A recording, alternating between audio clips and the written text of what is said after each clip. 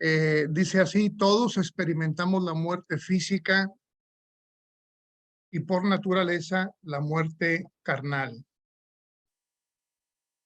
Todos estamos espiritualmente muertos hasta que viene el cambio por el milagro de la salvación. Tener la mente de la carne es muerte, ya sea atender a las pasiones y apetitos de la carne, pero tener una mente espiritual, enfocarse en las cosas del espíritu, es vida y paz. Lo comentamos ya con el texto de Romanos y también con el texto de Gálatas. La diferencia es que Jesús da vida, el pecado trae muerte. Es tan simple como eso. Ahora, el tema de Satanás. Él empezó su trabajo ruin en contra de las cosas de Dios en el jardín del Edén y ha continuado hasta hoy. En Apocalipsis 12:9 se le identifica como la serpiente antigua que se llama Diablo y Satanás. Luego en ese mismo verso dice que engaña al mundo entero. En cada rincón de la creación donde hay un ser humano, las tácticas engañosas de Satanás continúan. Como el acusador de nuestros hermanos, según Apocalipsis 12:10, emprende guerra en contra del pueblo de Dios. El verso 17 en ese mismo capítulo dice: entonces el dragón se llenó de ira contra la mujer y se fue a hacer guerra contra el resto de la descendencia de ella, los que guardan los mandamientos de Dios y tienen el testimonio de Jesucristo. La frase el resto de la descendencia de ella es incluyente. No deja fuera ninguno de los hijos de Dios hasta el final. Los ataques destructivos de Satanás sobre el pueblo de Dios continuarán hasta que Dios diga suficiente. A Dios gracias que nos ha salvado por medio del sacrificio de Jesús y la obra del Espíritu Santo. Satanás puede ser derrotado. Jesús ha provisto el camino. Apocalipsis 12:11 dice: y ellos le han vencido por medio de la sangre del Cordero y de la palabra del testimonio de ellos. En una de las clases anteriores, hermanos, hablé yo acerca de lo que dice esta lámina en el sentido de que Satanás ha sido derrotado por nuestro Señor. Una evidencia de ello es cuando Jesús, después del ayuno de 40 días, fue tentado por Satán en esa triple tentación del desierto, donde le dice: bueno, si eres el Hijo de Dios, di que estas piedras se conviertan en pan. Diríamos, tocando una fibra por demás sensible que tiene que ver con la necesidad primordial de comer. Jesús tenía 40 días de ayuno. Sin embargo, Jesús le dijo: no, porque no tan solo de pan vivirá el hombre, así está escrito. Luego viene la tentación de que te daré todos los reinos del mundo si postrado me adorares. Y Jesús le dijo: ¿está escrito? No, ¿por qué? Porque solo al Señor tu Dios adorarás. Y finalmente le dice: bueno, si eres el Hijo de Dios, lánzate del pináculo del templo, es decir, de la parte más alta, y Él enviará a los ángeles para que tu pie no tropiece. Cuando todos vean esto, entonces todos te van a reconocer como el Hijo de Dios, como el Mesías. Pero Jesús le dice: no, porque está escrito, al Señor tu Dios no tentarás. Entonces Jesús en este combate lo vence, ¿verdad? Y lo vence también porque Jesús nunca practicó el pecado que propone Satán. Entonces quedó, diríamos, vencido. Y en Cristo nosotros también somos vencedores, ¿verdad? No está destruido, hermanos, no está muerto.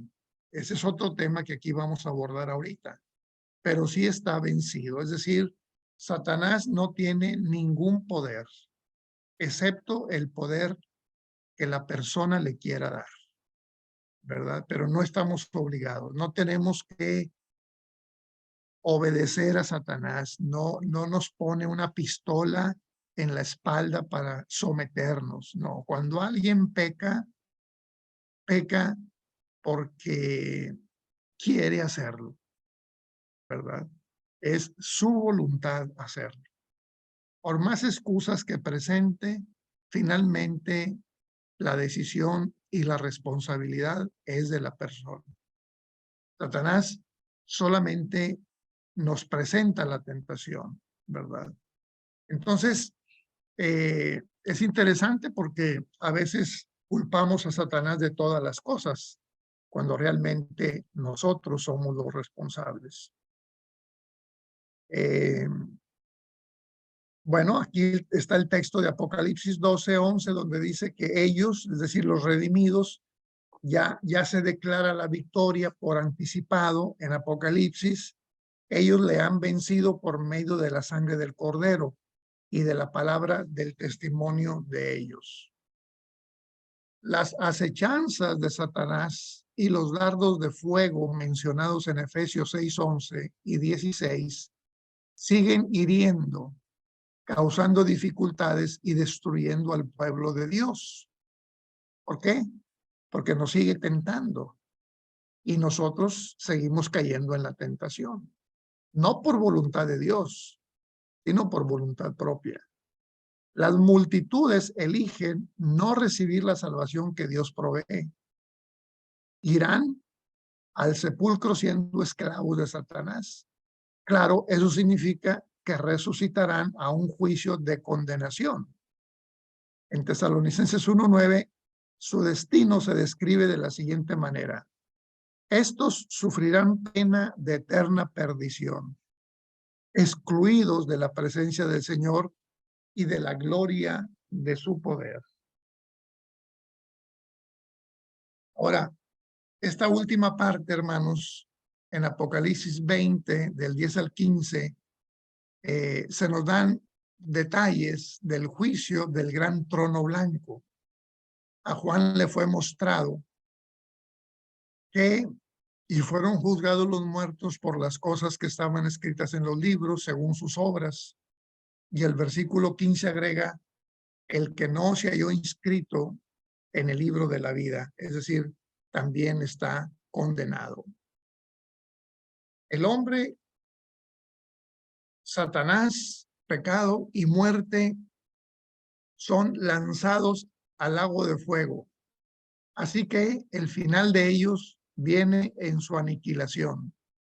Malaquías 4:1 dice: ciertamente viene el día ardiente como un horno y serán estopa todos los soberbios y todos los que hacen maldad.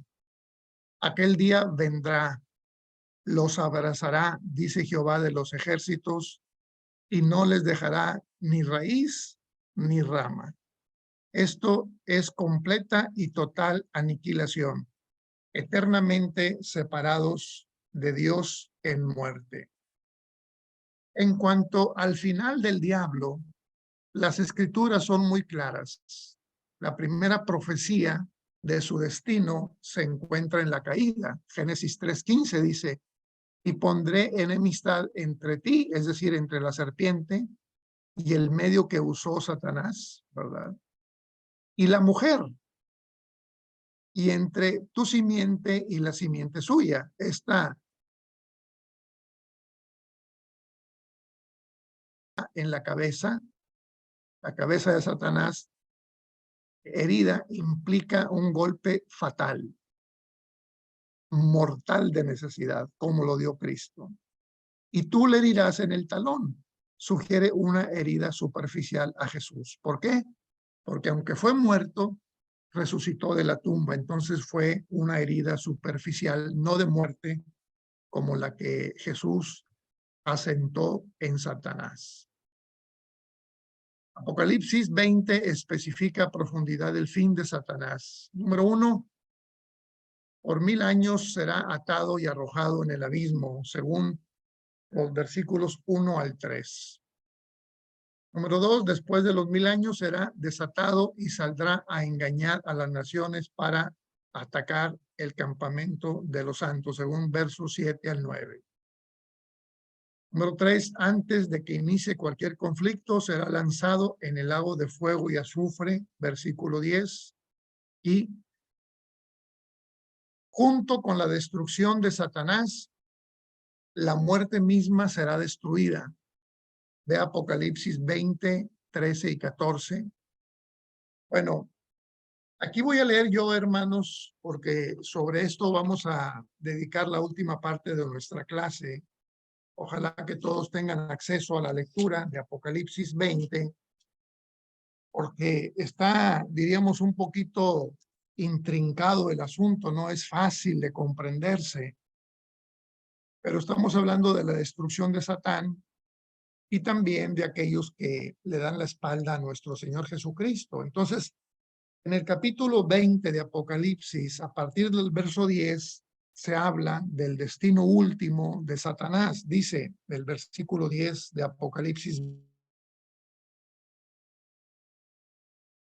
lo que los engañaba fue lanzado en el lago de fuego y azufre, donde está la bestia y el falso profeta, y serán atormentados día y noche para siempre jamás.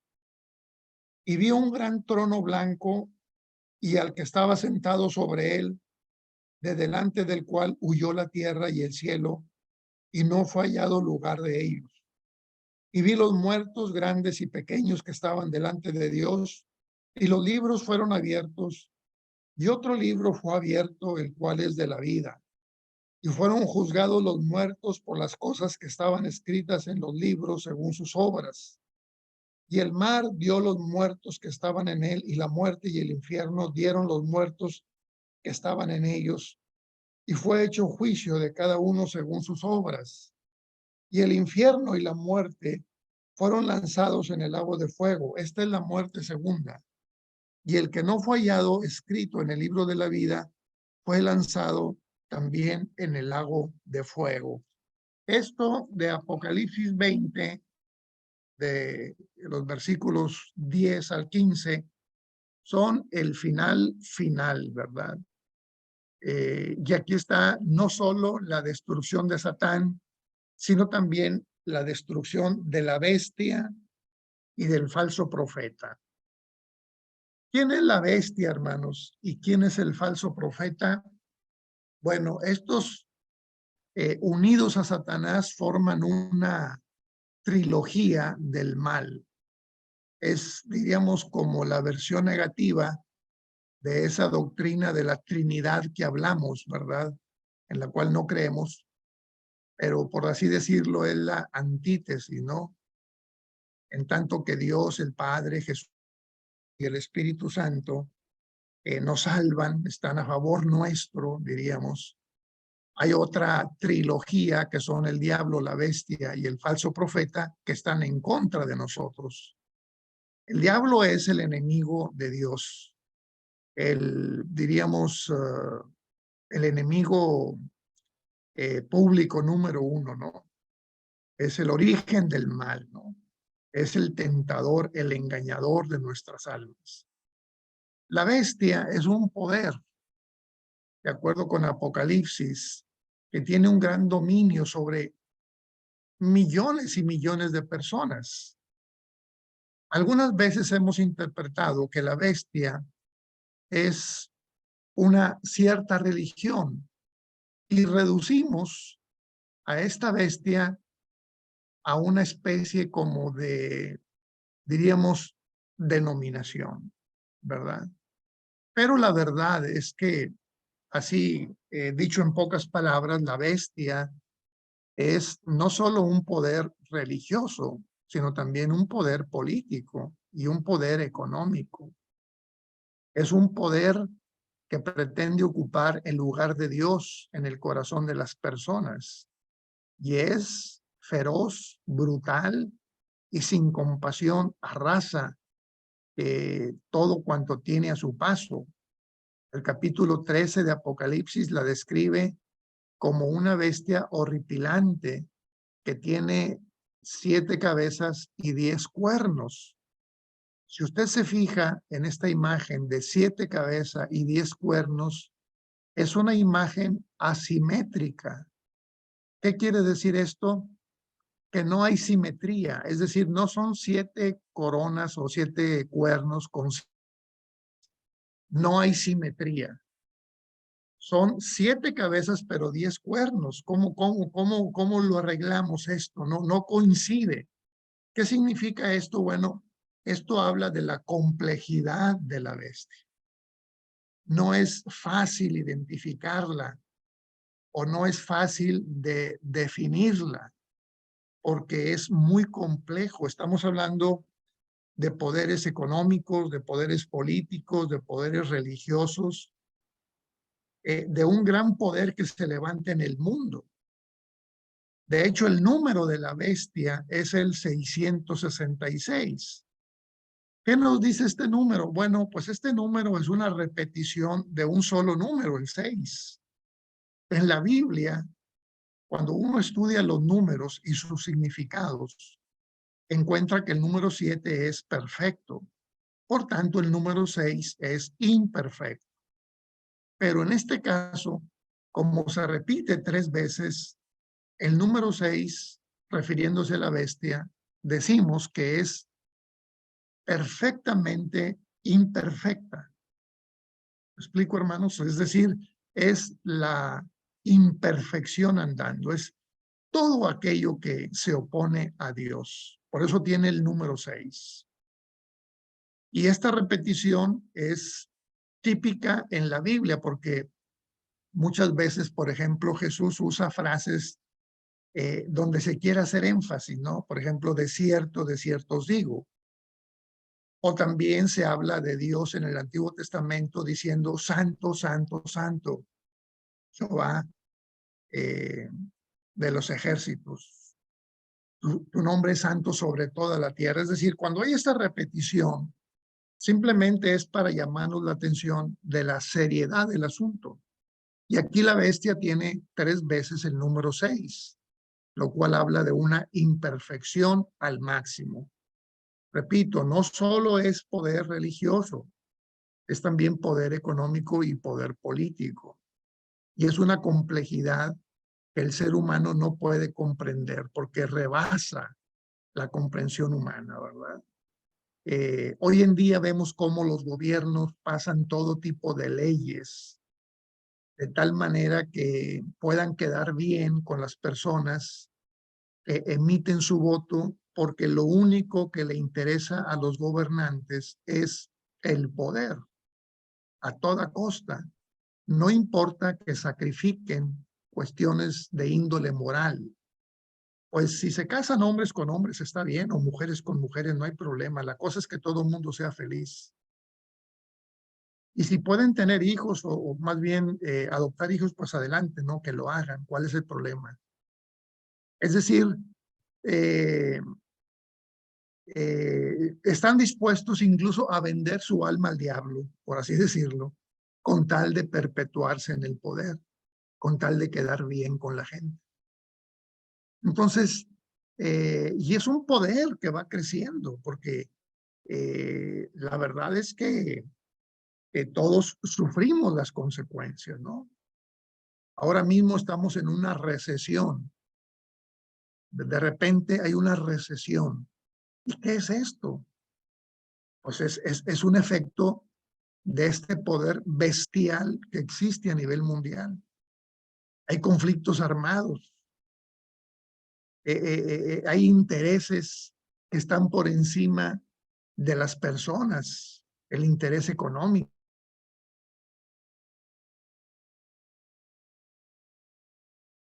Entonces, repito, la bestia se opone a todo lo que Dios nos dice y representa un poder económico, político y religioso, ¿no? Ahora, el falso profeta, que también aparece en Apocalipsis, pues no es que sea una persona en lo particular, sino todo aquel que predica mentiras, ¿verdad? Todo aquel que predica mentiras es un falso profeta, llámese de cualquier religión, incluyendo a alguien que pueda estar en la tradición cristiana, ¿no? Porque Cristo mismo dijo, hay lobos vestidos con piel de ovejas. Y esos también serían parte de los falsos profetas. ¿verdad? Todo aquel que aparentemente es un cristiano, pero que en el fondo no es más que un lobo rapaz. Todos aquellos que predican mentira. Es curioso, hermanos, cómo el capítulo 15 del Evangelio de Juan comienza diciendo, yo soy la vid verdadera y mi padre es el labrador. ¿Por qué dice Jesús, yo soy la vid verdadera? ¿Por qué dice que es la verdadera? Pues por eso, precisamente, porque hay muchas falsas. Entonces, todo lo falso tiene que ver con el falso profeta que enseña mentiras, que no es enviado de Dios, que obedece a sus propios intereses mezquinos, económicos o delirios de grandeza o como se llamen. Entonces, esta trilogía del diablo, de la bestia y del falso profeta van a ser arrojados al lago de fuego. Está aquí el versículo en el agua de fuego y azufre, donde está la bestia y el falso profeta de Apocalipsis 13. Y serán atormentados día y noche para siempre jamás. Este texto también tiene algunos problemas de interpretación. A ver si podemos revisarlos ahorita, ¿no? Entonces, estoy leyendo una de las últimas láminas, si no es la última. Dice, junto con la destrucción de Satanás, la muerte misma será destruida. Ahí está el versículo 13, por ejemplo, que ya leí, y el 14. La comunión con Dios que se perdió cuando Adán y Eva comieron del fruto prohibido será restablecida. Apocalipsis 21:3 dice, y oí una gran voz del cielo que decía, he aquí el tabernáculo de Dios con los hombres, y morará con ellos, y ellos serán su pueblo, y el mismo Dios será su Dios con ellos. Es una redención, ¿verdad? Es una redención. La redención significa que las cosas vuelvan al estado original en las que se encontraban. Es una recuperación, es una restauración. Todos los que hayan sido redimidos por medio de la sangre de Jesús estarán por siempre con el Señor. Aunque la paga del pecado está sobre todos, todos morirán. Vencer la muerte por medio de Jesús es algo a lo que todos tenemos acceso. Ahí está el texto de Juan 3:16. De tal manera amó Dios al mundo que ha dado a su Hijo unigénito para que todo aquel que en él cree no se pierda, sino que tenga vida eterna. Jesús vino al mundo para que podamos vivir ahora y por siempre, para tener vida en abundante en él ahora y vida abundante en el mundo venidero. Jesús aún dice, venid a mí todos los que estáis trabajados y cargados, que yo os haré descansar. A él. Y nosotros decimos, ven, Señor Jesús. Bueno, este es, hermanos, diríamos, el escrito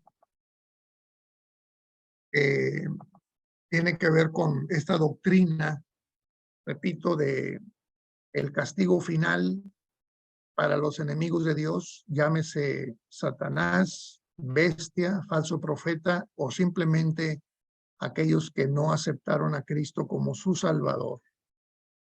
Ahora, hay una controversia, hermanos, que es bastante antigua, diríamos como prácticamente todas las doctrinas. Y sobre esto creo que podemos hacer un debate en esta tarde respecto a cuál es el estado final de todas las cosas. Y bueno, hay una,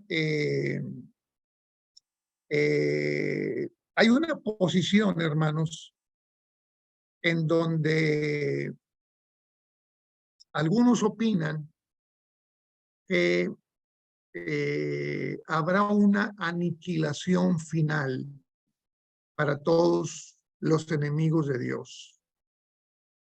Pero hay otros que estos textos que hemos leído en esta tarde no hablan de una aniquilación final, sino más bien de un tormento eterno en el lago de fuego. No sé qué han oído ustedes y qué piensen sobre esto, pero En el texto que nosotros leímos del versículo 10 del capítulo 20, fíjese cómo dice: y el diablo que los engañaba fue lanzado en el lago de fuego y azufre, donde está la bestia y el falso profeta, y serán atormentados día y noche para siempre jamás. Entonces, si lo interpretamos literalmente, entonces sí existe un tormento que va a ser eterno. Diríamos paralelamente a la eternidad que nos ofrece nuestro Señor. Eso si lo tomamos literalmente. Hay varios textos en la Biblia que hablan en ese sentido, ¿verdad? Por ejemplo, Mateo 25, Cristo separa a las ovejas de los cabritos y entonces dice a los que están a la derecha: venid benditos de mi Padre, heredar el reino preparado para vosotros desde la fundación del mundo. Y a los demás les va a decir: apartados de mí, obreros de iniquidad, no los conozco de dónde sean, y van al tormento eterno, ¿verdad?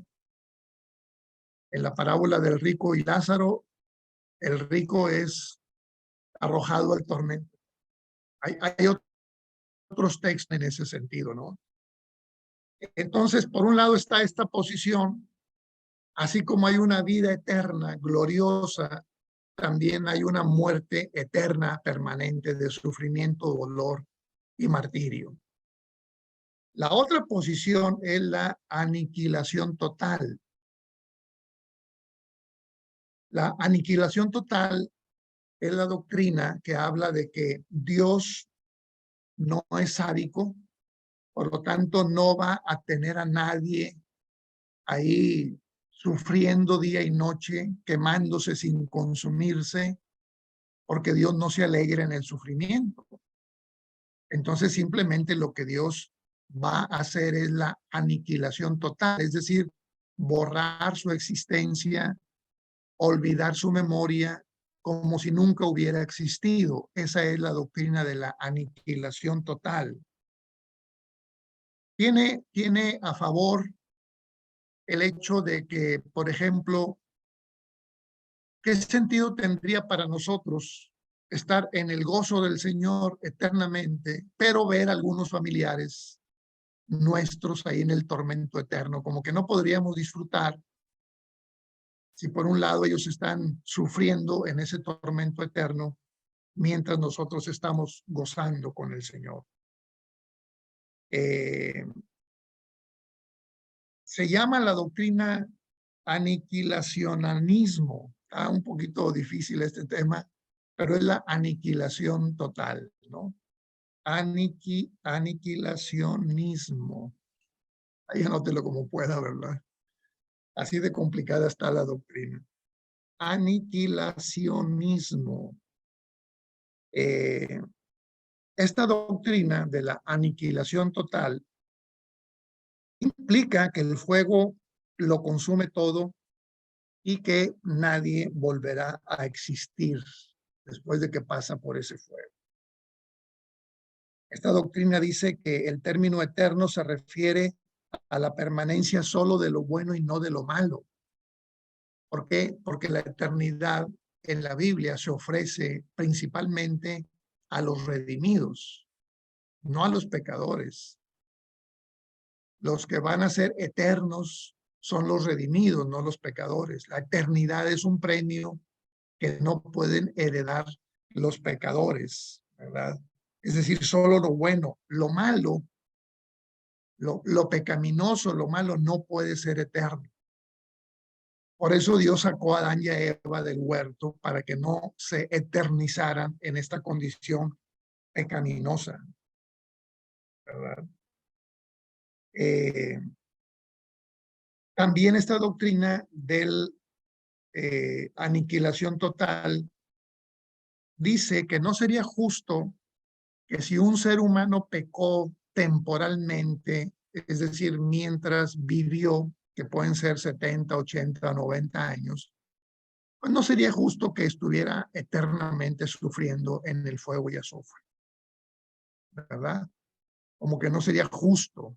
Si pecó 90 años, bueno, que sufra 90 años, ¿verdad? Pero no eternamente. Hay una controversia, ¿no? Solamente quería llamar yo su atención sobre esto, porque parte del trabajo que voy a pedirles es justamente sobre esta doctrina. Me interesa que lean y que puedan elaborar una especie de propuesta sobre estas dos posiciones, ¿no?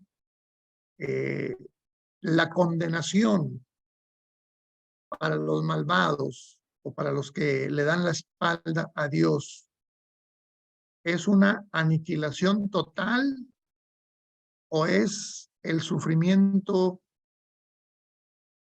en el lago de fuego y azufre eternamente y para siempre.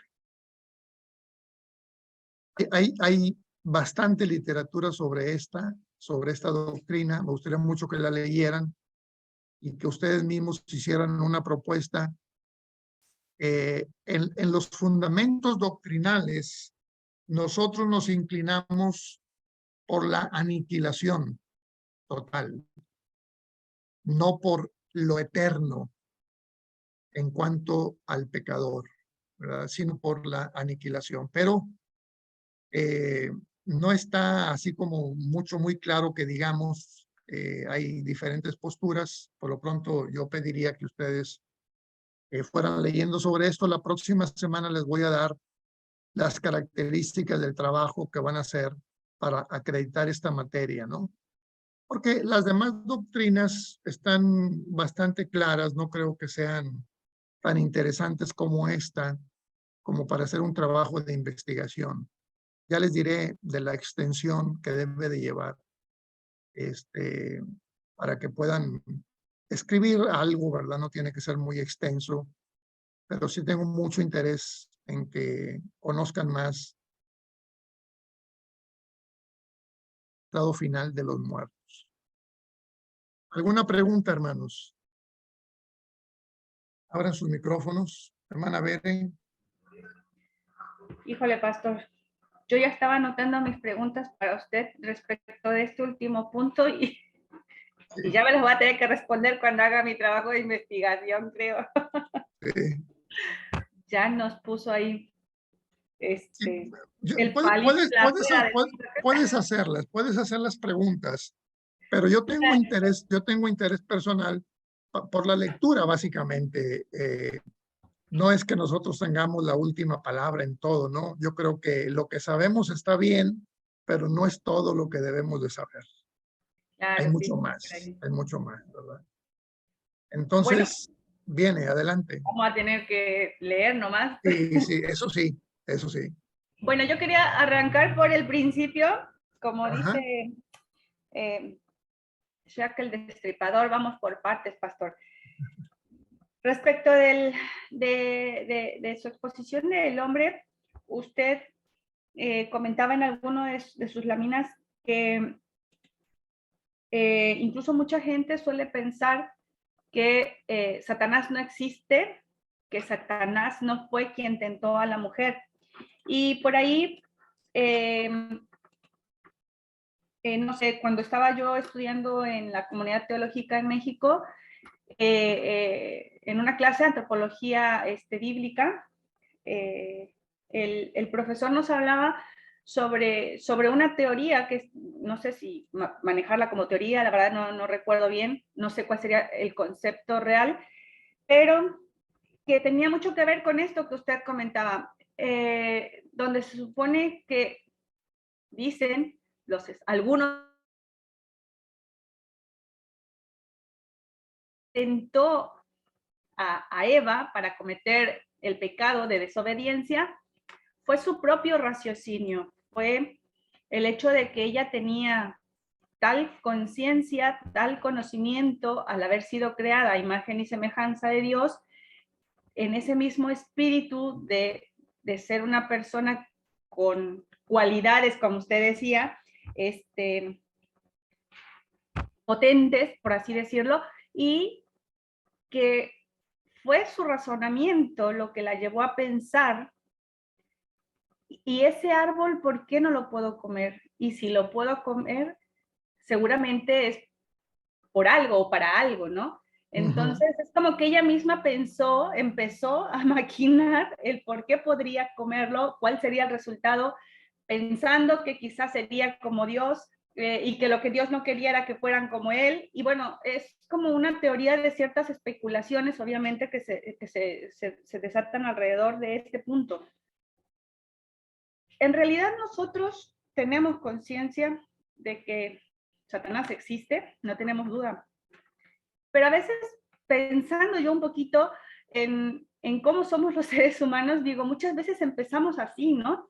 A cometer pecado porque empezamos a dilucidar cosas, a maquinar cosas, y en realidad eso surge del pensamiento, de la conciencia del ser humano, del razonamiento que tenemos, o es realmente Satanás que siembra algo en nosotros y nos pone a pensar en esas cosas para tentarnos y llevarnos a la consumación del pecado. ¿Cuál es su postura, pastor? Sí, bueno, el tema que tocas se llama el origen del mal, ¿verdad? Esa es la posición de algunos teólogos realmente nuevos, es algo que surge a finales de la década de los 80, en los 90 ya se plantea todo un tratado sobre el origen del mal y precisamente un poco asociados con Bullmann, este teólogo alemán que propone la desmitologización de la Biblia, ¿no? Eso también leído y no bien procesado causa cierto daño porque uno hemos visto que una serpiente hable, ¿verdad? Las serpientes no hablan. Entonces, esto es un mito, es una forma de explicar algo que no se puede explicar con palabras. Entonces, se recurre al mito. Y Bullmann propone, de hecho el libro de él es muy famoso, La desmitologización de la Biblia, dice él que hay que quitar todo lo sobrenatural de la Biblia, porque esas son leyendas, como las que tienen todos los pueblos, todas las etnias, y debemos de quedarnos solo con el Jesús histórico. Y si nosotros obedecemos al Jesús histórico, si somos como Él, entonces el reino de Dios se hace presente. Pero niegan todo lo sobrenatural, todo lo milagroso. El mar rojo realmente no se abrió. Lo que pasó es que bajó la marea y entonces los judíos pasaron y cuando iban los egipcios de repente subió la marea y todos se ahogaron, ¿no? Es muy peligroso porque así como negamos la existencia de Satanás, podríamos negar también la existencia de Dios. Sería la misma tesis, ¿no? Yo creo que sí, Satanás existe, que es un ser espiritual que tienta a los seres humanos, ¿verdad? Tentó primero a Adán y a Eva y los hizo caer. No creo que haya sido producto del raciocinio solamente. Sí tuvo que ver, por supuesto, porque en la tentación Satán hace una cuestión muy interesante que dice, seréis como dioses, conociendo el bien y el mal. Eso fue muy atractivo. Esa tentación no la soportaron ni Adán ni Eva. Y entonces cayeron. Entonces, la propuesta sobre el origen del mal de la que hablas también se sustenta en lo que Cristo dice, hablando de dónde viene el adulterio, de dónde viene la fornicación, de dónde viene el homicidio, de dónde viene toda esta perversión. Dice, pues no es de afuera, no es de afuera, es de adentro, porque de dentro del corazón del hombre salen todas estas cosas. Entonces, y luego Pablo dice, el mal que está en mí, el pecado que está en mí. En fin, son, diríamos, los textos que se usan para hablar del origen del mal como algo natural en el ser humano. Yo soy más tradicionalista en ese sentido. Sí creo que Satanás existe, que es un ser espiritual y que su trabajo es tentar y que nos ofrece la tentación y entonces nosotros despertamos esos instintos. Y entonces al despertar los instintos, pues es muy fácil caer, porque después diríamos, esta experiencia pecaminosa ya nos posee, ¿no? Ya nos posee. Entonces, yo decía en la clase, no es Satanás el culpable de todo, porque finalmente uno toma la decisión, ¿verdad? Pero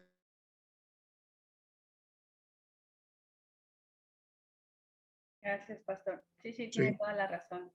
Sí, sí, bueno, por ahí uno escucha a veces ciertas cosas que suelen llamar la atención, ¿no? Y que ante alguna cierta lógica podrían parecer como verdades, sí, pero sí. bueno, lo que usted Sí. dice es Voy, cierto.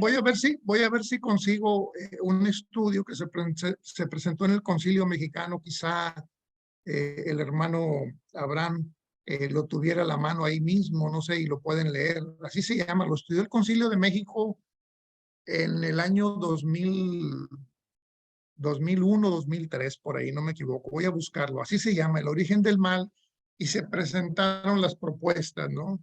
La tradicional, que es como lo estoy comentando ahorita, y también esta nueva propuesta de que Satán no existe, ¿no?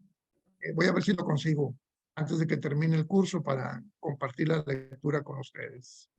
Gracias. Hermana Clelia, Buenas tardes, noches, pasa a todos. haz, Bueno, hablando de lo que hablaba Bere también, por ahí nosotros, no sé si todos, pero siempre tuvimos esa idea de que Satanás era un hombre feo en donde eh, era todo lo horrible que nosotros podemos imaginar. Y me acuerdo que una vez mi mamá vino y me dijo, en realidad lo dibujan de una manera y él no se va a mostrar como una persona fea, porque en realidad lo que los humanos siempre buscamos son cosas lindas que nos llamen la atención. Entonces mi mamá dice, Satanás se disfraza de alguien lindo. Tiene cualidades feas, sí, pero siempre se va a disfrazar de alguien lindo. Y eso es lo que ella me contaba, ¿no? Entonces uno como que va formando de alguna manera sus paradigmas o sus cosmovisiones, como hablábamos en otras materias. Y me acuerdo que cuando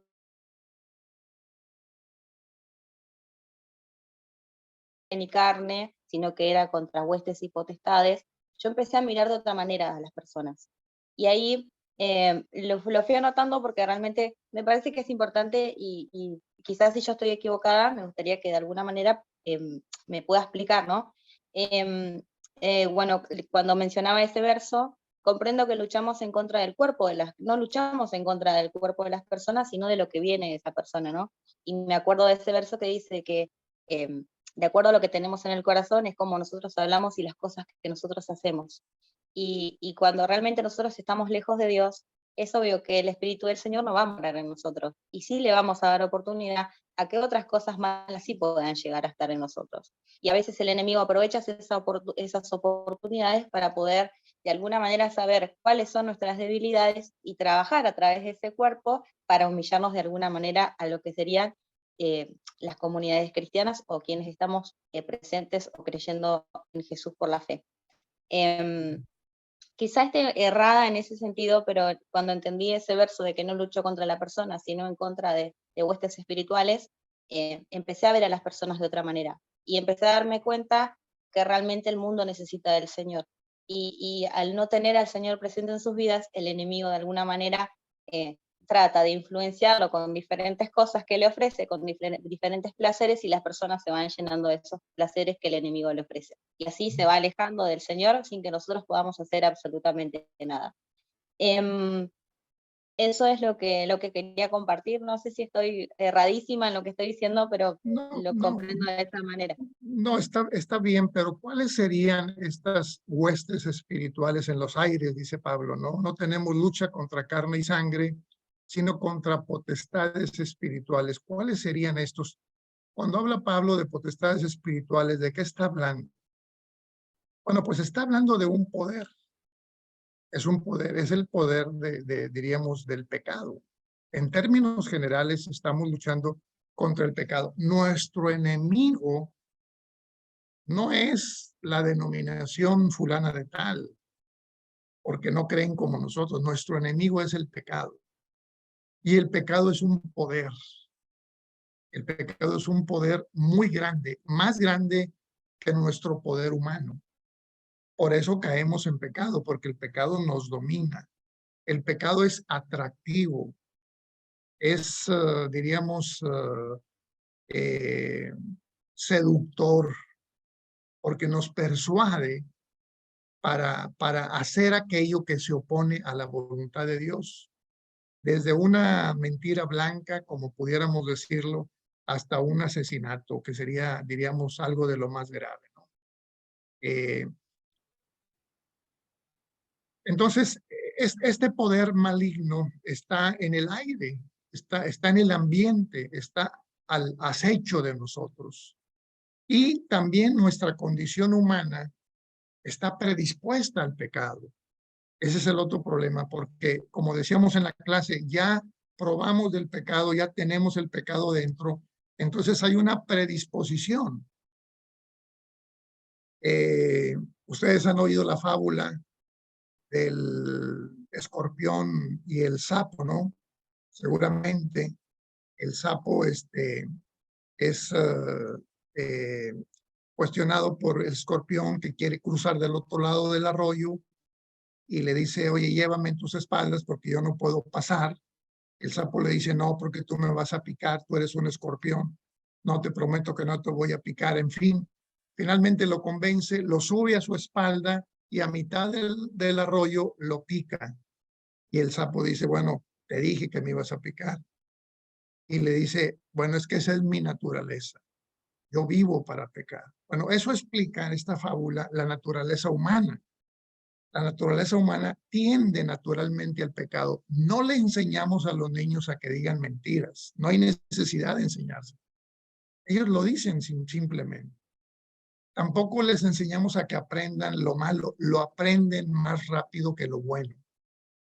Porque hay esta disposición hacia el mal. Es una combinación muy peligrosa, es jugar con fuego. Por un lado, las tentaciones del medio ambiente y luego nuestra disposición para pecar. Entonces, la única manera de vencer en esta lucha es a través del Espíritu Santo. Es la presencia del Padre y del Hijo en nuestra vida, fortaleciendo nuestra fe, nuestras convicciones y dándonos el poder de resistir la tentación, ¿verdad? Porque la tentación va directamente a los instintos que tenemos en el cuerpo, que se despertaron con Adán y Eva cuando pecaron. Y se volvieron locos, ¿verdad? El apóstol Juan dice que hay una concupiscencia de los ojos, ¿verdad? La concupiscencia de los ojos, dice, ¿no? Y la concupiscencia es diríamos, un deseo incontrolable. Incontrolable. Y eso es lo que sufrimos los seres humanos. Un deseo incontrolable. Que hasta que no poseemos aquello que queremos, aparentemente estamos satisfechos, pero no nos damos cuenta que poseemos de una manera pecaminosa se ha vuelto también algo que nos posee a nosotros. Y una vez que nosotros poseemos el pecado al mismo tiempo nos posee a nosotros. Y no hay manera, porque está dentro de nosotros. Entonces, el apóstol Pablo dice que debemos de andar en el espíritu para resistir estas tentaciones que hay en el mundo. ¿Quién origina las tentaciones? Satanás. Él es el ángel de luz que se transforma, él es el Dios de este siglo que cegó el entendimiento y él es el que se opone a los designios de Dios, ¿no? Y es una lucha permanente en la que nos encontramos, ¿verdad?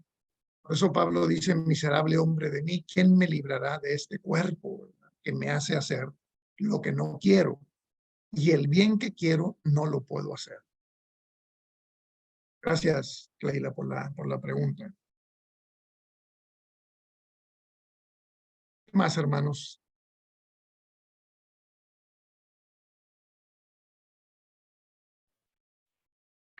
Pastor, mientras alguien más se anima, perdón, soy ¿Sí? repreguntona. No, adelante, hermana. Pastor, usted comentaba algo que, bueno, por ahí lo relacioné un poco. no sé si realmente me declaro ignorante en este punto y sé que está mal, pero he escuchado algunos comentarios, la verdad nunca le he investigado, pero usted dijo algo muy que me pareció que tiene que ver con la pregunta que le voy a hacer. Hay muchas personas dentro de nuestra propia denominación que hablan respecto que, bueno, cuando Cristo venga y nos tome cuentas, algunos dicen que no nos vamos a conocer. Es decir, yo no voy a saber quién fue mi esposo y él afortunadamente tampoco no se acordará, yo creo que para bien, y así sucesivamente, ¿no? En ese sentido, no nos vamos a conocer. No sé si realmente hay una postura respecto a esto, si es algo bíblico, si tiene algún sustento, pero yo me pongo a pensar, bueno, no sé, cuando se abran los libros y en este libro de la vida esté nuestro nombre, es como, no sé, va a ser un pase de lista y en ese pase de lista, ¿será que Dios nos va a refrescar la memoria con todo lo que cada uno hicimos, bueno y malo? ¿O vamos a tener conciencia plena de lo que hicimos en esta vida para rendirle las cuentas a Dios? Sí, absoluto, sí. ¿Cómo será ahí? Porque digo, no sé, se me hace algo como que sería, no sé si lógico, ¿no? Decir, Claro, si te vi claro, ni te no. conozco. Sí, claro, claro, no, no, absolutamente estaremos conscientes de quiénes somos en ese momento y quiénes fuimos en esta vida. De lo contrario, nada tendría sentido. Si yo no me voy a conocer, si yo no voy a estar consciente, entonces, ¿qué sentido tiene que yo consagre mi vida a Cristo? Si el que va a sufrir va a ser otra persona que yo ni siquiera conozco o identifico, no, estaremos absolutamente conscientes. Cristo habla de aquel día y de la gran cena, ¿no? En esa parábola o en esa profecía, donde dice que allí estará nuestro padre Abraham, estarán los patriarcas, los creyentes y nosotros afuera, ¿no? Dice los seres humanos afuera, ¿no? Ahí será el lloro y el crujir de dientes cuando vieres a vuestro padre Abraham hablándole a los discípulos, ¿no? Hay absoluta conciencia. Ahora, lo que sí yo creo, ¿verdad? Y esto también podríamos discutirlo, es que la memoria de aquellos que serán condenados será borrada como si no hubieran existido. Esto implica que si algún ser querido mío no aparece en la salvación, no me va a doler. ¿Por qué? Porque es como si nunca hubiera existido. Su memoria va a ser puesta en el olvido, ¿verdad? Claro, Eso resuelve el problema de, de lo que pasa con los familiares que amamos, pero que nunca se convirtieron. Bueno, pues es como si nunca hubieran existido. Es decir, los redimidos verán solo aquellos que sean redimidos y nunca se sabrá nada de aquellos que fueron condenados. claro, pastor. Yo lo relacioné justo porque ahora viene la otra pregunta. Cuando usted hablaba de esta parte de Apocalipsis, de que arderán en el lago, bueno, serán torturados en el lago de fuego y azufre. Y se me hacía justamente la relación porque yo decía, bueno, entonces, si no tendremos conciencia, o si tendremos conciencia, ¿qué va a pasar con esa gente si la vamos a mirar, por así decirlo, ¿no? Como dice usted, no vamos a pasar una eternidad mirando cómo nuestros seres queridos sufren ahí, ¿no? Eternamente también. Y la pregunta al final era, de su último tema, si no podemos tomar literal el texto, ¿a qué se refiere entonces el lago de fuego y azufre, pastor? O Bueno, sea, hay una referencia en el Evangelio donde Jesús habla de la Gehenna. La Gehenna era un lugar como una especie de precipicio que siempre tenía ahí fuego porque era un lugar donde se depositaba la basura, se dejaba caer la basura o todo aquello que estaba echado a perder para evitar contaminaciones, contagios. Y entonces siempre había gente que estaba tirando cosas ahí y el fuego nunca se apaga, en el sentido de que la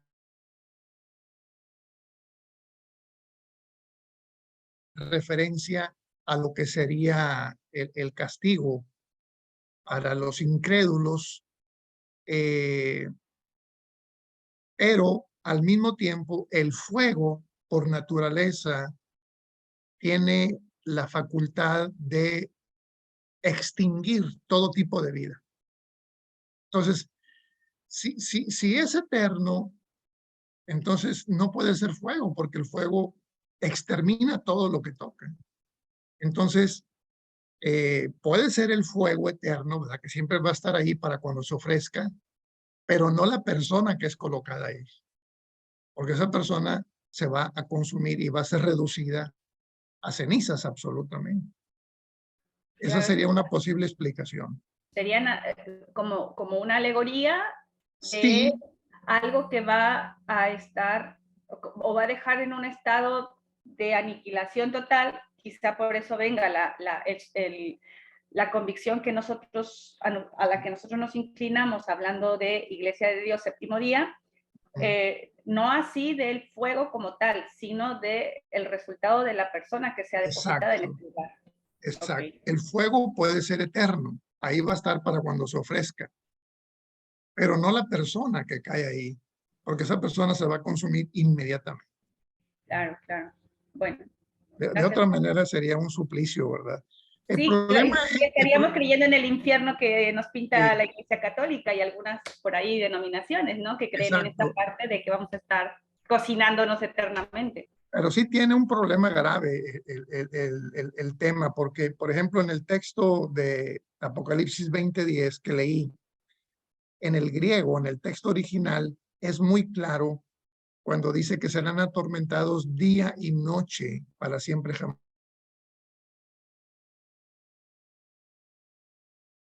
En términos del griego, como está escrito, como que no deja duda, como que no deja duda, porque hay una como reafirmación, día y La noche, para agonía va a ser siempre permanente. jamás. No solo dice eterno, ¿verdad? Sino lo desmenuza, día y noche, para siempre jamás. O sea, hay que trabajar ese texto para ver qué pueden encontrar ustedes, ¿verdad? Sí, pastor, gracias. Por las dudas no vamos a querer experimentar en carne propia qué va a ser ese momento. Bueno, bueno, Dios nos libre. Dios nos libre. Amén. ¿Quién más, hermanos? ¿Algún otro comentario?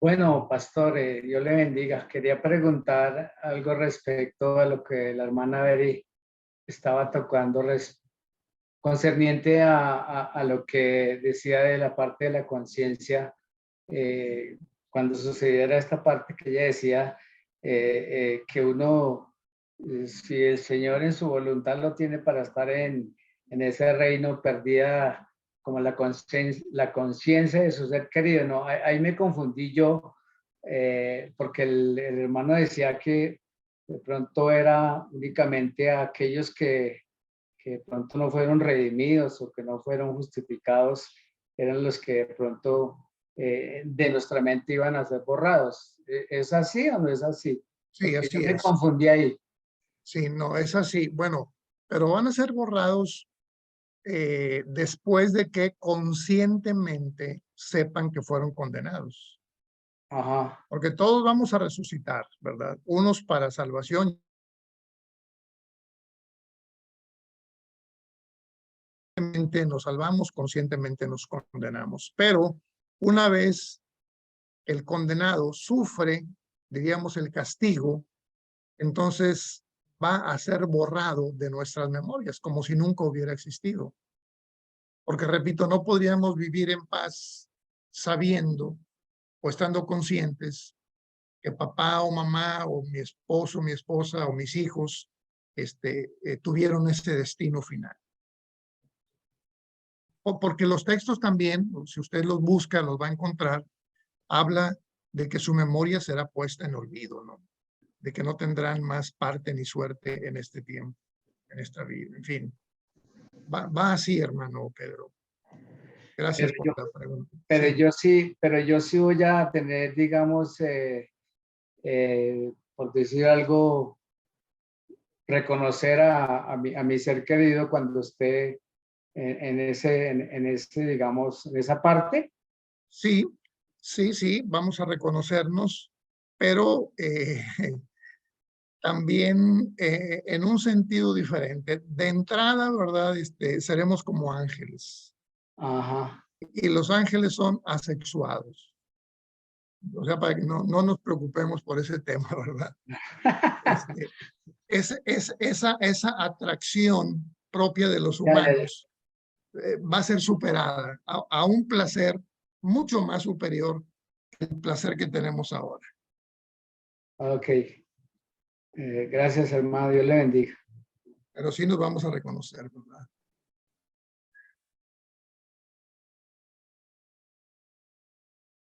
Lo digo porque la esposa de alguien le dijo, viejito, allá en el reino que nos reconozcamos, seguramente nos volveremos a casar, ¿verdad?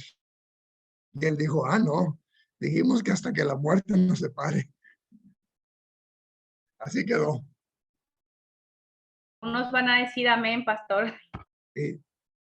Ahora, la verdad, hermanos, es que estamos aproximándonos al texto que nos habla sobre eso, pero reconozco que leyendo todo lo que podamos leer, solo son aproximaciones. ¿Por qué? Porque la misma Biblia dice que las cosas que Dios ha preparado no han subido al pensamiento de hombres. Nadie las ha visto, nadie las conoce.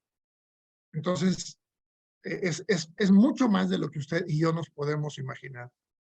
Porque las cosas que Dios ha preparado, nadie las ha oído, nadie las ha visto, en fin. Entonces, son aproximaciones que hacemos simplemente, ¿verdad? Que nos animan para seguir adelante. Muy bien, hermanos. ¿Alguna otra pregunta o concluimos aquí la clase?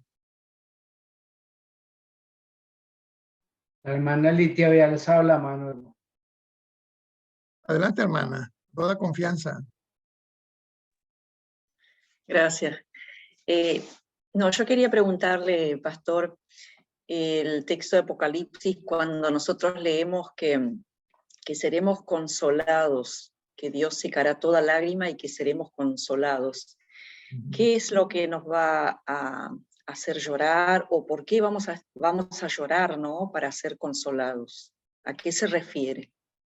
Bueno, el texto que usted menciona está en Apocalipsis 21. Dice, bueno, es interesante porque está hablando ya, diríamos, del establecimiento pleno del reino de Dios. Juan capítulo 21 dice, yo vi un cielo nuevo y una tierra nueva, porque el primer cielo y la primera tierra y el mar ya no es, ¿verdad? Todo esto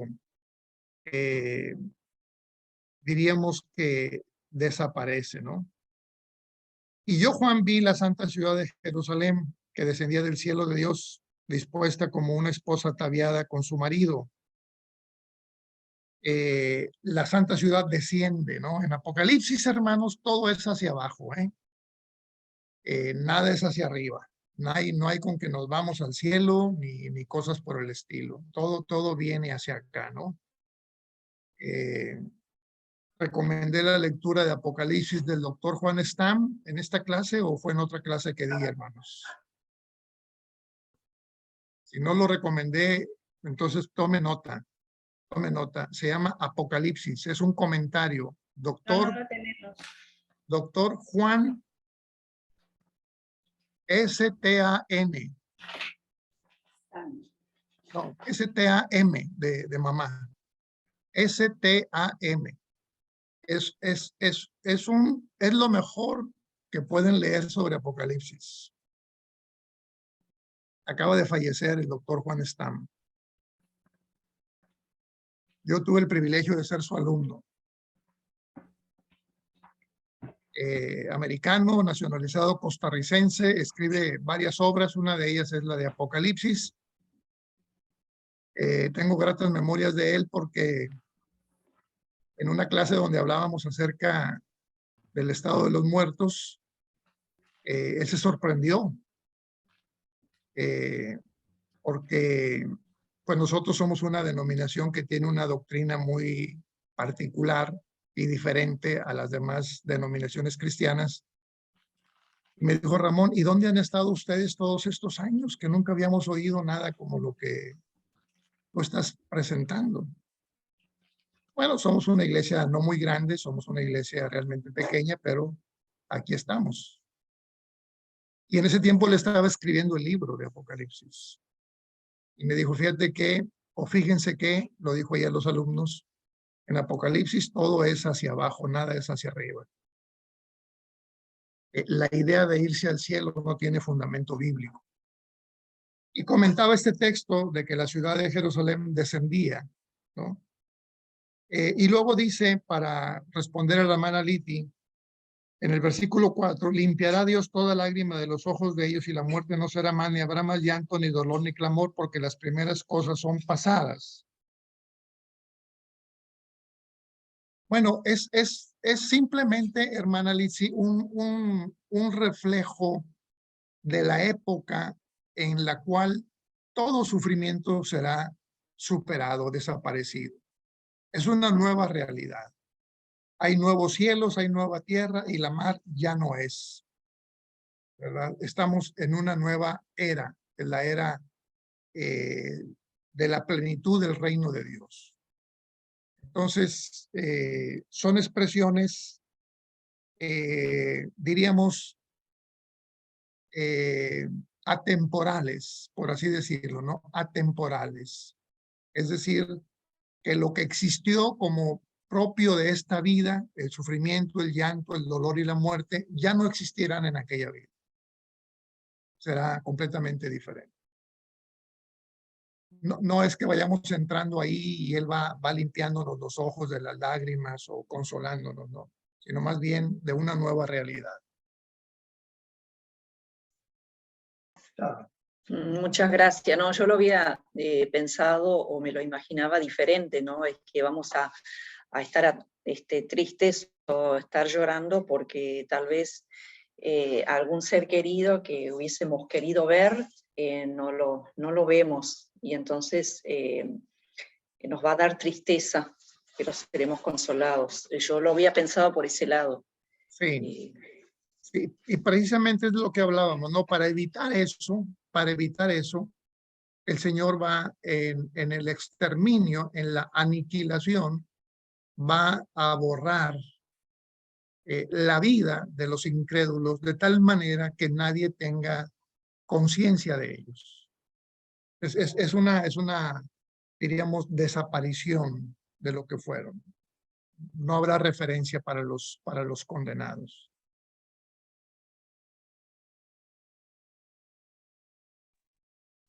Muchas gracias, pastor. Muy Sí, interesante. hermana.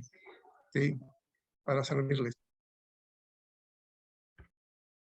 Hermano, tengo una pregunta. Sí, hermana, adelante. Bueno, es acerca del estado de los muertos.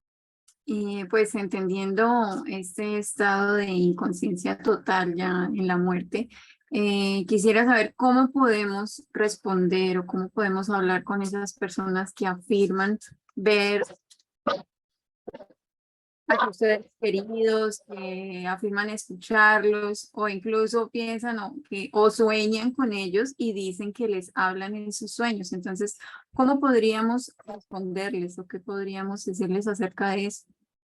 En cuanto a los sueños, me parece que es algo general, ¿no? Todos en algún momento dado hemos soñado con familiares que ya no están con nosotros. Yo, cuando perdí a mis padres, primero él y luego ella, durante mucho tiempo y todavía de vez en cuando sueño con ellos. Es algo natural, diríamos, no requiere explicación alguna. Lo otro no es posible, es decir, sería contradecir a la Biblia, porque la Biblia dice que los muertos nada saben, que no tienen más paga. En el sepulcro no hay ciencia, es decir, no hay conocimiento, ni industria, no hay trabajo, no hay amor ni odio, no hay sentimientos, es decir, no hay nada, ¿no? Psicológicamente sí se puede expresar, ¿no? Bíblicamente es claro, ¿no? No hay manera que haya contacto con seres que perdieron ya la vida, ¿no? Pero psicológicamente sí. ¿Por qué? Porque muchas veces hay pues un duelo no resuelto, una necesidad no satisfecha, quizá el haber querido hacer algo y no se hizo, el haber querido resolver algo y no se pudo resolver, o un apego con ciertas características hacen propicio que la mente de la persona tenga esas experiencias, pero no significa que efectivamente los muertos vengan. Ahora, es interesante, hermana, porque en la Biblia hay un texto donde el muerto aparece. Bueno, no solo uno, sino varios, y eso habría que explicarlos. ¿Por qué?